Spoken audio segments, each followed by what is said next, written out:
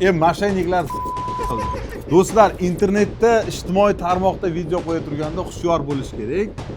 Menga ham shunaqa holat anaqa bo'ldi. Ya'ni moshenniklar videoni olishgan, videoni olib sun'iy intellekti yordamida ajoyib bir video qilib, mana qarang.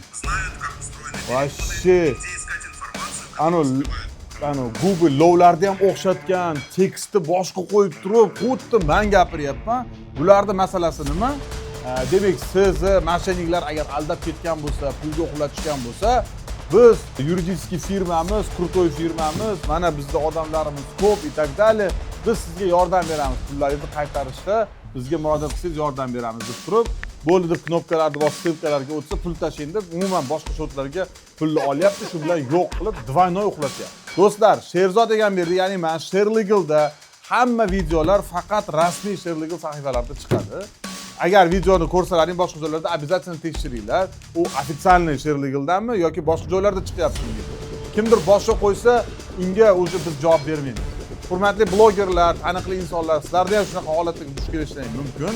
Agar shunaqa holat bo'lsa, обязательно rasmiy bayonot berib qo'yinglar. Mana bunaqa moshenniklar chiqdi, и так далее, pata degani. Biz hech qachon menga pul tashlang, mana qiling degan gaplarni gapirmaymiz, o'zimiz chiqib turib kelinglar deymiz. Sog' bo'linglar, salomat bo'linglar. Bizni kuzatishda davom etinglar, ogoh bo'linglar. Ogohlik davr.